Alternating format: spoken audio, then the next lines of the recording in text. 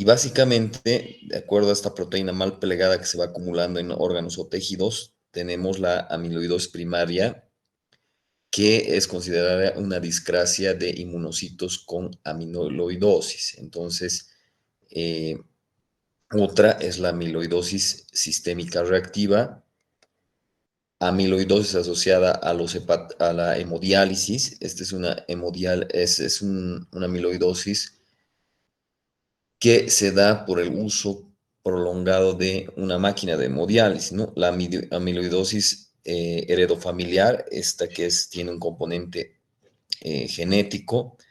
eh, Hay amiloidosis localizada, que esto generalmente puede darse por desgaste, por en personas, eh, se puede encontrar proteínas mal plegadas ya en personas, en adultos mayores.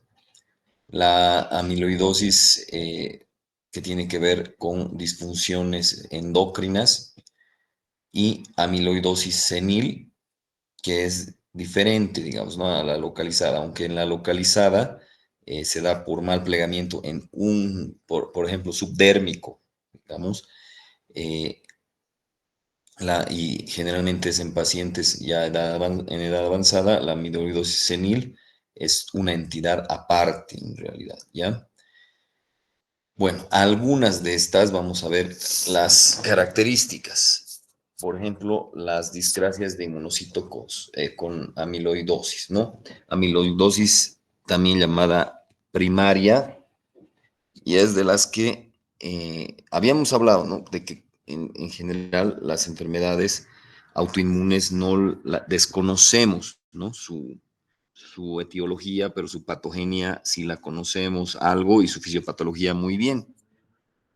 Esta es de las que no conocemos bien su etiología ni su patogenia, pero como vamos a ver más adelante, de algunas de estos tipos de amiloidosis sí conocemos bien la etiología y la patogenia. Esta sería una excepción, digamos, a la regla general de las enfermedades autoinmunes.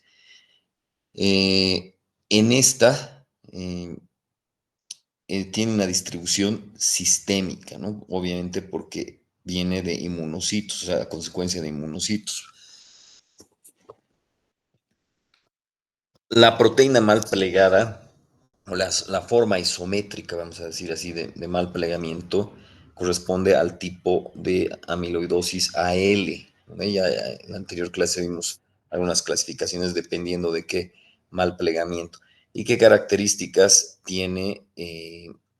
Tiene que generalmente está afectada la parte de las articulaciones, y en este caso podría ser secundaria a una artritis reumatoide, o a una espondilitis anquilosante, o a una enfermedad de Crohn. No hemos mencionado la enfermedad de Crohn, pero una enfermedad de Crohn también se cree que es una enfermedad autoinmune que afecta a el intestino, o sea, reaccionamos contra nuestro propio intestino, y tenemos la sintomatología característica que tiene que ver con diarreas frecuentes, mucosanguinolentas, deshidratación, etc. También esta discrasia de inmunocitos con amiloidosis es también llamada amiloidosis sistémica reactiva. Otra, hay muchas, ¿no? Pero solo vamos a ver como 4, ¿no? La amiloidosis asociada a hemodiálisis, ¿no? Esta sí es importante, como les decía aquí. Entendemos aquí la causa, la patogenia y la fisiopatología del por qué se da eso, ¿no? Obviamente, para que un paciente tenga hemodiálisis, tiene que tener una insuficiencia renal.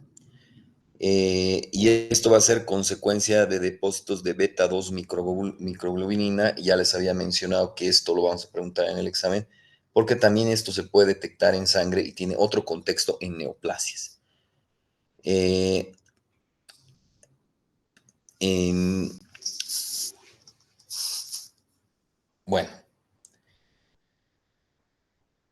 aquí en semiología, que creo que hoy día o mañana van a dar examen, ¿no? Seguramente en algún momento van a mencionar el síndrome del túnel carpiano, ¿no? En este caso, mm, saben que la diferencia entre un signo, un síntoma y un síndrome, ¿no? Entonces, el síndrome, como deben de haber estudiado en semio, puede pertenecer a varias etiologías, pero tiene una signo-sintomatología similar, ¿no? Entonces, puede darse síndrome del túnel carpiano en amiloidosis asociada a hemodiálisis. La heredofamiliar, como su nombre dice, está hay una alteración genética, ¿no? Eh, Aquí la proteína que va a predominar mal plegada es la AA, o sea, del amiloide, ¿no? Eh, Sus características, entre sus características semiológicas, puede dar una fiebre mediterránea familiar o a consecuencia de una fiebre mediterránea familiar. Eso seguramente lo han tocado en semio, o sea que no vamos a ahondar mucho, pero puede estar dentro del espectro de amiloidosis heredofamiliar. Y es heredofamiliar, sí hay, digamos, algunas alteraciones genéticas que hemos encontrado, pero no hay un patrón específico como cuando hemos hablado de lupus, digamos, u otras enfermedades autoinmunes. Lo que sí se sabe es que algunos genes lo que producen es que codifican una proteína llamada pirina y esa es la que se acumula en estos pacientes. Pero no es igual a que tienes esta mutación y tienes esta proteína pirina directamente, sino que puedes tener alteraciones genéticas variadas que pueden producir algunas esto, y por eso se llama heredofamiliar. Cuando hablamos de amiloidosis localizada, habíamos dicho que generalmente se presentan en personas de la tercera edad, pero no es el mismo, no es la misma entidad que la senil, ¿no? Aquí la proteína AL es la que predomina y se van a encontrar masas nodulares detectables macroscópicamente que pueden estar incluso subdérmicas debajo de la piel. Frecuentemente se encuentra en pulmón, laringe, ya hemos mencionado piel, vejiga urinaria, etcétera. Ahora, la amiloidosis senil es la que habíamos visto la última novela, ¿se acuerdan? Esta, aquí, ¿dónde está? Bueno, creo que en esta diapositiva no está. Bueno, pero básicamente aquí la diferencia fundamental con esta, a pesar de que esta también se da en personas adultos mayores, es que el depósito no es localizado, sino que es un depósito sistémico del amiloide. Eh, Y si es sistémico, dependiendo a qué órgano está afectando, puede presentar múltiples signos sintomatologías a la vez, porque puede afectar a corazón, a pulmón, a piel, digamos, ¿no? Pero cuando afecta a corazón, evidentemente podría dar una miocardiopatía restrictiva y también una arritmia, ¿no? En el libro del Robbins hay un cuadrito más didáctico, digamos, donde está la categoría clínico-patológica, o sea, si es sistémica, si es amiloidosis hereditaria, si es senil, si es localizada, en qué enfermedades, ¿sí? Em, asociadas, o sea, qué enfermedades se asocian, y la principal proteína mal plegada. Y yo sé que les he mencionado solo algunas, ¿no? Esas son las más importantes.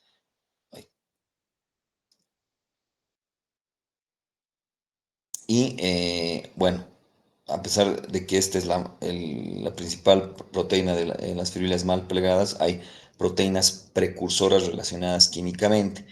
Esto en realidad lo usamos más para diagnóstico laboratorial por patología clínica. Aquí otra vez está mencionado esta que es importante, la beta 2 microglobulina. A ver, todos los años hemos llegado hasta aquí y hemos visto el tema de trasplantes, como les había mencionado, de rechazos, digamos, ¿no? Al trasplante. Eh, y en general, el trasplante que más comúnmente se realiza es el trasplante renal. También habíamos dicho que está medio, puede ser entenderse un poco contradictorio que en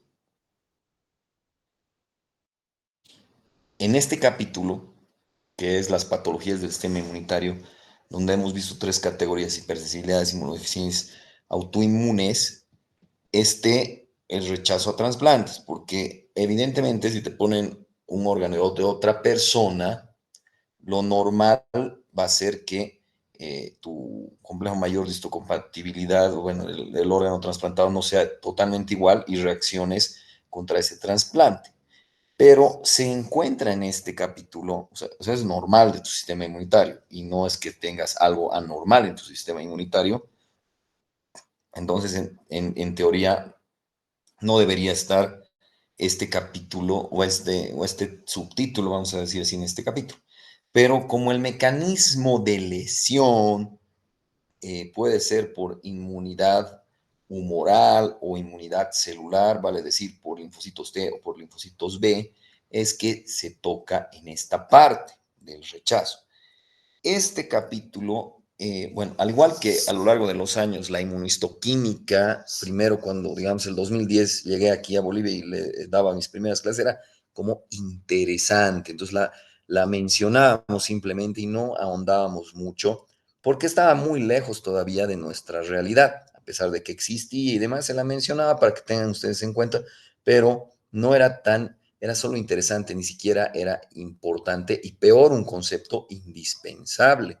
¿Por qué? Porque no teníamos ni inmunohistoquímica aquí. Después, hasta el 2014, ya existía inmunohistoquímica en el país, entonces y empezó a haber en La Paz y demás, y luego en Cochabamba, en Santa Cruz. Entonces, ese concepto se transformó de interesante a importante, porque ya existía, sin embargo, era muy cara y no habían todos los anticuerpos, no era algo de rutina. Y de aquí para, del 2014 para adelante, el 2017, 18 y en el caso del gasto el 2021, 22, se tiene dentro del sistema de salud, o sea, del SUS, lo que ha hecho que este concepto sea no interesante, no importante, sino indispensable en la formación de un médico. Entonces, así va evolucionando los conceptos, la manera de que el tutor tiene que enfocar el aprendizaje del futuro médico, dependiendo cómo anda el avance tecnológico, ¿no? de investigación. Es por eso que aquí, por muchos años, el tema de rechazo eran como, no sé, 10 no, 1, 2, 3, 4, 5, 6, 7, unas 10 diapositivas, pero ahora les he mencionado muchas veces que va a haber trasplante hepático este año en el gastro, ¿no? Entonces, deben de conocer que existe, que es el primer hospital a nivel público que va a hacer esto de manera gratuita por el SUS. Y es por eso que en este examen teórico cobra de lo que era primeramente era simplemente interesante porque no había ni trasplantes renales en esas épocas, había tal vez si salía en la prensa y demás y no era muy común, a que ya hay un centro de trasplantes en el Hospital Viedma desde hace unos años, que entonces el concepto fue importante, hasta que el SUS también incluye el programa de trasplante renal gratuito en el Viedma, entonces ya es indispensable este concepto porque está dentro de la salud pública. Lo mismo ha sucedido con el trasplante hepático. Entonces, no vamos a ver el trasplante como un trasplante clásico que siempre lo explicamos en la parte renal, a pesar de que todos los trasplantes tienen ciertas características de rechazo similares, vamos a ver como ejemplo de rechazos de trasplante para el examen teórico y práctico, con los que son mis estudiantes de práctica, la parte de trasplante hepático. Entonces, con esta tan larga introducción, vamos a empezar porque es un tema que es sumamente indispensable para la formación del futuro médico. A ver, el trasplante hepático puede tener, como cualquier otro trasplante, rechazo. ¿Qué es un rechazo? Un rechazo es cuando el sistema inmunitario del receptor rechaza el órgano del donador. Y eso es natural, es normal. Pero nosotros manipulamos al sistema inmunitario para que no suceda esto. ¿Cómo? Primeramente, hacemos estudios de HLA o de complejo mayor de histocompatibilidad, que hemos mencionado un chingo de veces, que es como el pasaporte de las células que hacen que sepas que es tu propio tejido, digamos, ¿no? Y cuanto más similar, entonces menos probabilidad de que haya una respuesta del sistema inmunitario rechazando ese tejido. Pero a no ser de que seas un gemelo monocigótico monocoriónico, o sea, totalmente idéntico, el HLA o el complejo mayor de compatibilidad no va a ser igual. Entonces, ahí es donde entra la terapia de inmunosupresión, es decir, bueno, ahora ya no nos gusta llamarle inmunosupresión, sino de inmunomodulación con corticoides y otros medicamentos para disminuir incluso esa respuesta normal que hay de rechazo al tejido. En ese caso, nosotros tenemos que, cuesta un montón hacer todos los exámenes al paciente para que reciba el órgano. Cuesta un montón de exámenes hacerle al paciente, al donador, para que pueda ser apto para darle ese órgano. Entonces, tenemos que estar así, con lo más posible seguros, con los laboratorios, etcétera, de que no haya rechazo. Y cuando estamos sospechando de un rechazo, tenemos que tomar acciones porque ya que hemos hecho tanto esfuerzo para trasplantar un órgano, aunque haya rechazo, tenemos armas para detectar ese rechazo a tiempo, cambiar nuestros medicamentos, cambiar nuestro tratamiento y que finalmente el rechazo no sea, ¿cómo se dice? No fracase. Esa es la idea. Imagínense tanto dinero, tanto esfuerzo, tanto sufrimiento para que finalmente un rechazo haga que se pierda ese órgano y encima el donador ya lo hemos sometido a un riesgo grande para donar. En el caso de un riñón, ya se perdió un riñón que tenía una persona sana y el receptor recibió un riñón que no le sirvió y sigue en las mismas condiciones. En el caso de el hígado es un poco más, el hígado es un órgano un poco más, vamos a decir, eh, más compatible, vamos a decir así, y vamos a explicar por qué. Es decir, que el hígado saben que tiene una capacidad de regeneración tremenda, para empezar. Entonces, a alguien que le haga una hepatectomía parcial, que esté sano, pero quieran traspasar ese pedazo de hígado a otro lado, no es tan grave como quitarle un riñón a otra persona. Ahora, un riñón tiene una incidencia de rechazo mucho mayor que la de un hígado. Y esa es pregunta de examen. Y ahorita les voy a explicar por qué es más es mejor o es más factible trasplantar un hígado. Entonces, para que nosotros estemos vigilando al paciente post-trasplantado y no nos haga un rechazo hiperagudo, un rechazo agudo o un rechazo crónico, que eso es lo que ya habíamos mencionado hace muchas clases atrás, en general, en resumen, vamos a decir, no es que estamos viendo todo bien primero hemos visto en el sistema inmune, así, muy general todo, así, rápidamente, para que tengas en tu árbol de decisiones, en tu red semántica, en tu red cerebral, significativa, por donde adquirir mayor aprendizaje o conocimiento significativo. Entonces, habíamos mencionado esto en clases anteriores del rechazo agudo, del hiperagudo, el agudo y el crónico.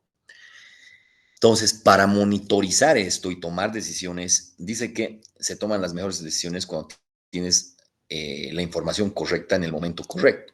Entonces, para eso vamos a necesitar, va a ir de la mano total de la anatomía patológica para ir monitorizando esto, además también de la parte clínica y de los laboratorios clínicos, ¿no ve? Entonces, para eh, detectar un rechazo en cualquiera de sus etapas, el gol estándar, el estándar de oro, es y sigue siendo la biopsia hepática, teñida con hematoxilina eosina. Pero el solo quedarse con una laminilla de hematoxilina eosina nos retrasa 20 años. Actualmente tenemos herramientas muy útiles que vamos a entender para qué son.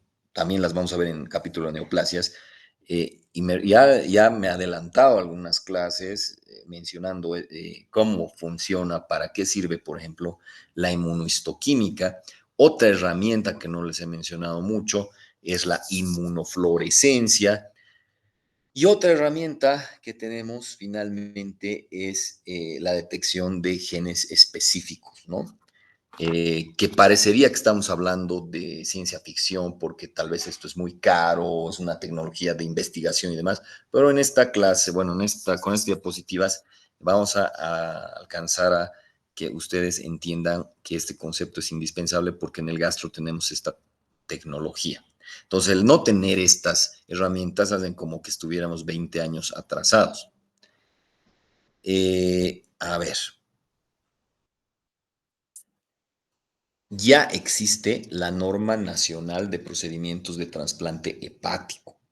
Dentro de esta norma, todavía no se ha aprobado, pero ya está lista para aprobación, pero no sé si ya decirles que va a ser la siguiente semana, porque ya pasó un mes y todavía, bueno, para hacer esta norma hemos tardado en hacer 1 año y medio, ¿no? O sea, no es cualquier cosa de una noche a la mañana. Se ha reunido como el centro que va a coordinar todo el trasplante hepático, es el Gastro de Cochabamba. Mm, Todas las reuniones han sido en Cochabamba, pero han venido gente de todo el país que tiene especialidad o subespecialidad o experiencia en trasplantes en general. Y la norma, con seguridad que va a ser una norma de trasplante del 2025. ¿Por qué? Porque ya les había manifestado, no me acuerdo, creo que en práctica nomás, pero que si no tenemos un marco legal donde movernos, entonces podría esto, primero que nada, no podríamos hacer trasplante hepático. Y se ha hecho, si me dicen, ¿se ha hecho algún trasplante hepático alguna vez? Sí, se ha hecho, pero en Santa Cruz, en la parte privada.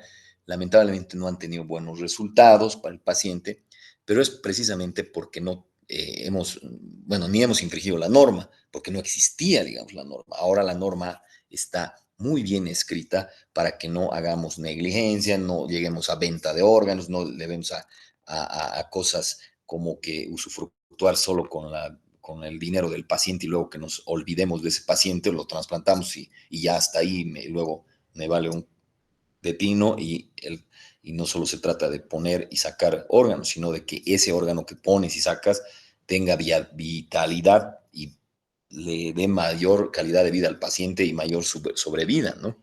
Entonces, todo eso está en la norma nacional y somos orgullosos de decir que la norma se ha hecho en Cochabamba, coordinada por el Gastro de Cochabamba, ¿no? Y en la norma estarán nombres de eh, doctores que son especialistas, subespecialistas y que han contribuido con esto. En la norma nacional, ¿en qué capítulo está la parte de trasplante hepático? Pero hay hartos, ¿no? O sea, capítulos, por ejemplo, el capítulo del protocolo de inmunosupresión, el capítulo de pruebas inmunológicas y tipificación, capítulo de infecciones post-trasplantes, pero específicamente en la norma nacional de Bolivia está en el capítulo 11, donde está el diagnóstico y el manejo del rechazo. En esa parte está todo lo que, en la norma legal sobre la que nos movemos. Como les había dicho, de todas maneras, la biopsia hepática sigue siendo el estándar diagnóstico y como tal en la norma está estandarizado. O sea, no es que cualquiera va a hacer de la manera que quiere, sino que cuando cualquier centro de patología revise o tenga que evaluar un trasplante, lo que va a hacer es apegarse a esta norma que está dentro de la ley, además, de trasplantes en Bolivia. Algo que tenemos que mencionar es que podría haber otras lesiones después de trasplantar un hígado, pero estas lesiones no son ni un rechazo hiperagudo, agudo y crónico. La respuesta es sí. ¿Por qué las llevamos? ¿Por qué las mencionamos? Porque si no estamos acostumbrados, si no sabemos que existe, probablemente un médico clínico, un cirujano o un patólogo o dos, tres, puedan confundirse y diagnosticar directamente un rechazo hiperagudo, que en la mayoría de las casos es fatal, es decir, que mm, hay que quitar el órgano y fracasó todo. Podríamos confundirnos y pensar que es eso. Entonces tenemos que entender que hay lesiones tempranas del hígado trasplantado que no tienen que ver con el rechazo hiperagudo, agudo o crónico. Esa va a ser pregunta de examen, o sea, no como tal, ¿no? Así como texto, ¿no? Pero como, por ejemplo, un paciente que viene post-injerto de cualquier, puede ser un hígado, un riñón, también no hay problema, ¿no? Eh, y en un hígado en especial, digamos, ¿no? Y los marcadores clínicos marcan elevación severa de transaminasas, hiperbilirrubinemia, INR prolongado. A esto evoluciona a las primeras 24 o 48 horas con enzimas específicas, la ST y la LT, mucho más elevadas, un INR que se eleva mucho más, y ¿esto a qué conlleva? Es una emergencia y es lo que llamamos fallo primario del injerto, pero no es un rechazo hiperagudo, ¿ya? Entonces, este concepto tiene que quedar bien claro. Si ustedes, es la otra cara de la moneda. Si me mandan una biopsia en esta etapa, post-trasplantado, probablemente no vean nada en específico a la biopsia. O sea, no crean que con una biopsia van a solucionar el asunto de hacer la disquisición. Aquí es importantísimo entender que en esta etapa de lesión temprana, el diagnóstico es clínico porque los hallazgos histológicos son heterogéneos e inespecíficos y solo nos apoyamos en la patología clínica.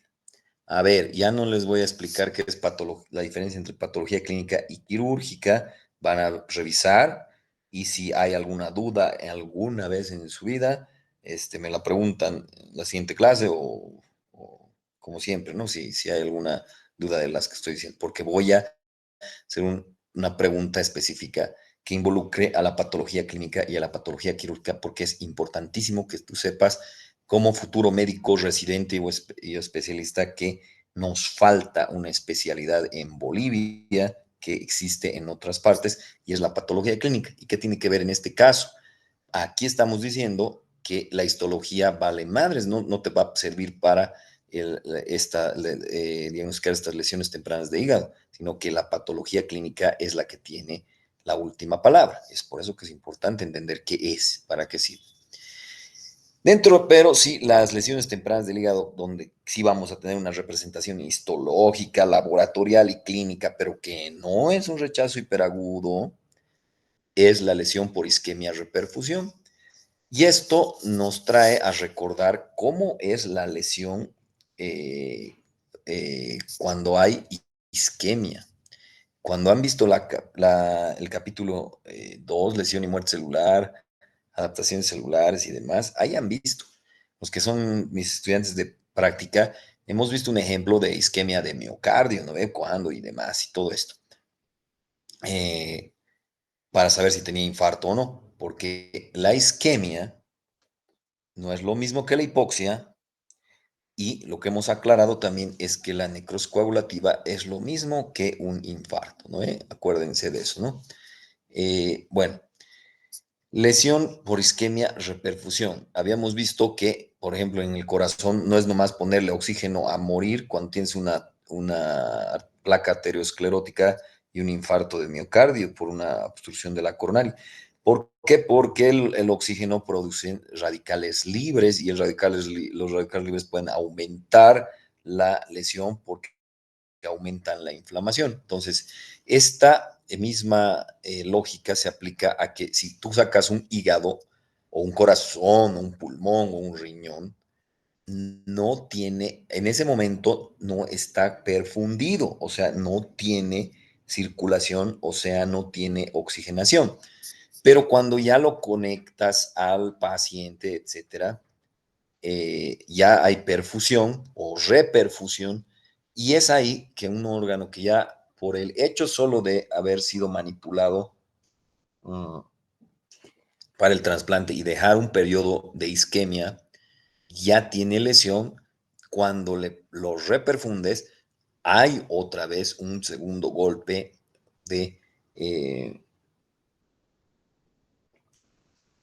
de lesión por que se producen radicales libres del oxígeno. No voy a ya repasar qué son los radicales libres, eso ya lo han visto en las clases anteriores con la doctora Lora.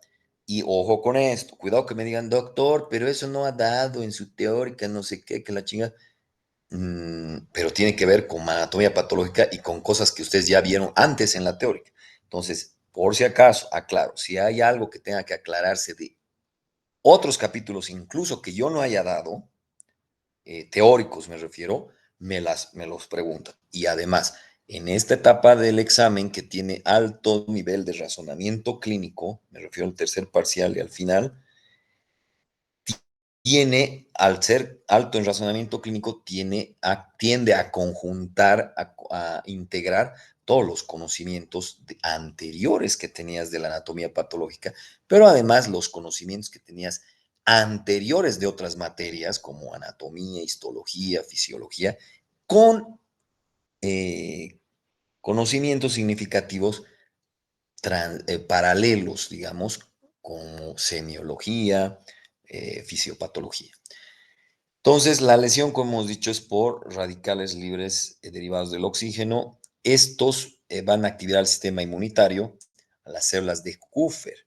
Las células de Kupffer son macrófagos especializados que están en el hígado. Van a acarrear a una respuesta celular. ¿Por qué celular? Porque participa un linfocito CD4 y un linfocito de inflamación aguda, que es el neutrófilo. Obviamente va a haber una cascada de citocinas, quimiosinas y activación del complemento, que finalmente el protagonista de esto es el complemento para producir daño endotelial. Y cuando hay daño endotelial puede haber obstrucción de la microvasculatura y eso se traduce en trombosis, eso en isquemia y eso en necrosis específicamente coagulativa llamada también infarto. Histológicamente, sí, como, no es como la anterior, ¿no? Sí se puede determinar con una biopsia que existe esto y va a haber lo que ya han visto en los capítulos anteriores, en la parte histopatológica, cuando hay isquemia, hay edema celular, necrosis aislada o masiva. En el caso del hígado se trata de un lobulillo, si es masiva, un lobulillo hepático. Ya no voy a repasar qué es un lobulillo hepático porque ya lo deberían saber de histología. Puede haber colestasis perivenular, o sea, acúmulo de eh, bilis. Y en las primeras 48 horas, lo más llamativo va a ser el infiltrado neutrofílico. Ustedes saben que en una respuesta inflamatoria, si hay polimorfonucleares predominantes neutrofílicos, ¿saben en qué se traduce eso? También va a haber necrosis en la zona 3. Esto sí lo han visto en histología, pero lo vamos a repasar un poco. En general, cuando tenemos un hexágono, o sea, en realidad no es un hexágono perfecto, ¿no? En histología, pero hacemos esto para que sea didáctico, ¿no? En el medio está la vena central, eh, rama de la porta, ¿no? Pero en los extremos, en los ángulos, a eso se llama espacios portales. Y un espacio portal tiene una rama de la arteria hepática, una rama de la porta y un canal, un conducto, una rama del conducto biliar. Eso está aquí, aquí y aquí y aquí y aquí. Al centro solo existe la vena central, pero la irrigación, o sea, la sangre oxigenada viene de aquí, hacia aquí. Entonces, la zona uno es la más pegadita a las triadas portales, aquí. Y si está más pegadita a las triadas portales, recibe de primera sangre oxigenada. ¿Sí? La que ya no recibe tanta sangre oxigenada es la zona 2, así, más al medio, en relación a acercarse a la vena central. Y la zona 3, que es la que ya está pegadita a la vena central, es la zona que recibe por último la irrigación. Y entonces, por obvias razones, en una lesión por isquemia reperfusión, la zona 3 es la que más probablemente afectada va a estar, más probablemente va, ¿por qué? Porque es la zona que menos oxigenación tiene. Esto va a ir en un contexto de examen de significancia y razonamiento clínico, esto de las zonas, ¿ya? Bueno, cuando nosotros vemos la lesión por isquemia y reperfusión, ya desde la panorámica me refiero a la lupa, cuando se ve todavía así como mmm, sin un acercamiento total en el tubito. ¿Por qué es un tubito esto? Porque la biopsia es dirigida ecográficamente por un trucud, entonces un tubito de hígado. Vemos estos puntitos azules ya. Cuando vemos esos puntitos azules, nos acercamos y probablemente, o sea, si son un punto azul, puede ser un linfocito B o NK, o si son como ojitos, así los núcleos son neutrófilos, ¿no? Entonces, características que vamos a ver en la lesión por isquemia y reperfusión, o sea, ¿qué te va a reportar el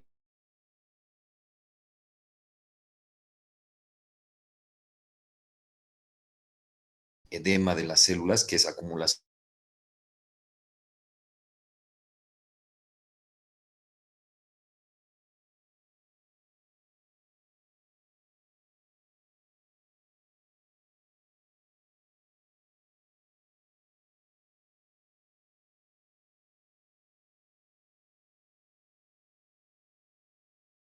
en su citoplasma? El, y también puede haber, y es lo más temido, que tenemos una necrosis focal asociada al infiltrado neutrofílico. Ahora sí, cuando ya entramos a la clásica de cualquier rechazo. El rechazo, en este caso, puede ser hiperagudo, agudo celular, agudo humoral o eh, crónico. Eh, el hiperagudo en riñón existe y es el más temido porque en la mesa de operaciones ese ratito lo vuelas el riñón. ¿Se acuerdan con el ejemplo que he dado hace varias clases de mi ex estudiante cuando daba clases en la Unifrance y le reclamaba porque no iba a clases y siempre se inscribía y 3 veces ya no iba después y luego me dijo, ¿me va a hacer un trasplante renal? Acuérdense de eso, ¿no? Entonces, el rechazo hiperagudo en riñón es fregado. En hígado no, bueno, no es que sea un fregado, es devastador también, pero es muy poco frecuente, es casi inexistente, no existe en hígado.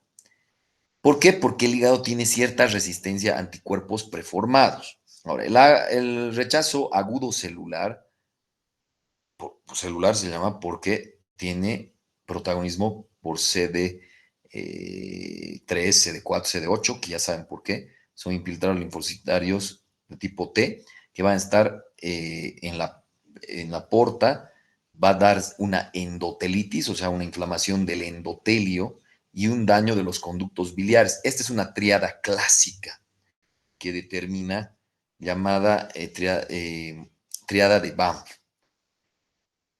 Este rechazo celular está protagonizado por los linfocitos citotóxicos, ¿ya?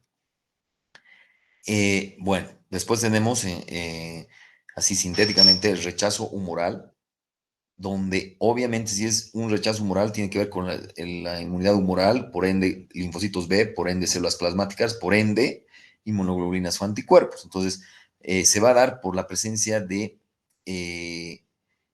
anticuerpos antidonante. Aquí el C4D, acuérdense esto de inflamación, que es importantísimo ahora sí aquí el C4D, es positivo en inmunohistoquímica e inmunofluorescencia y eso denota un daño microvascular principalmente en el rechazo humoral. Y esto estamos viéndolo así como una visión muy general para entender después, no se preocupen, vamos a desglosar cada uno. Y tenemos el rechazo crónico, donde va a haber ductopenia progresiva, arteriopatía obliterante, lo que va a hacer que se deformen las arterias y va a haber algo que es lo más trascendental, que es la fibrosis portal y la perimedular. Ya les había dicho, si no, revisen qué diferencia hay entre cicatriz y fibrosis, por si acaso, porque aquí ahora sí se aplica de manera muy específica y muy significativa. Los que son mis estudiantes de práctica, eso hemos debatido incluso un montón de tiempo, ¿no? OSIS, acuérdense, el final de OSIS.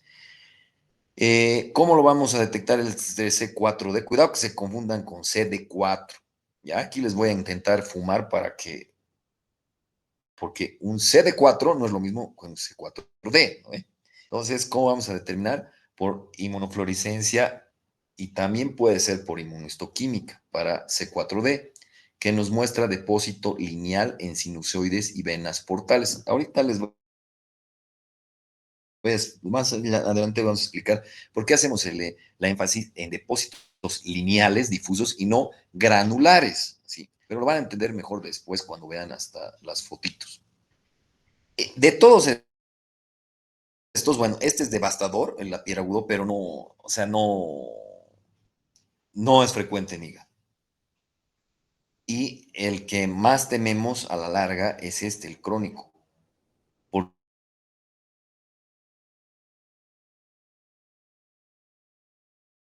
el trasplante.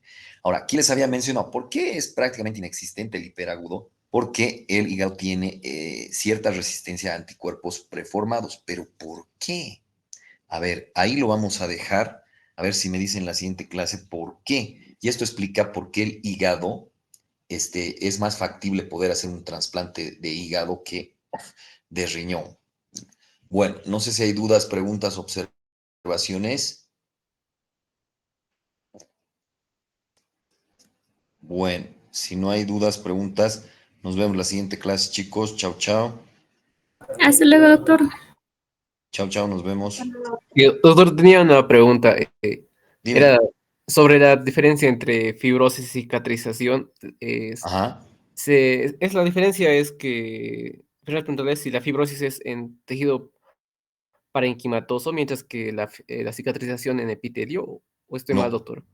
no. Ese es un concepto antiguo, o sea, a ver,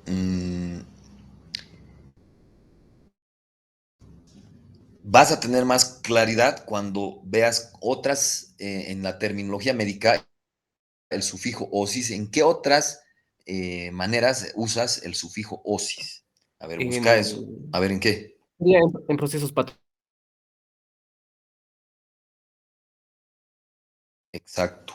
Porque nosotros podemos decir fibrosis pulmonar, ¿no ve? patológicos. Fibrosis intestinal. De hecho, hemos hablado mucho de la fibrosis en el COVID, ¿no ve? Entonces, si tu concepto fuera de que la cicatriz, no, bueno, también, más bien al revés te voy a decir, podemos hablar de que hay una cicatriz pulmonar, una cicatriz pericárdica, una cicatriz endocárdica.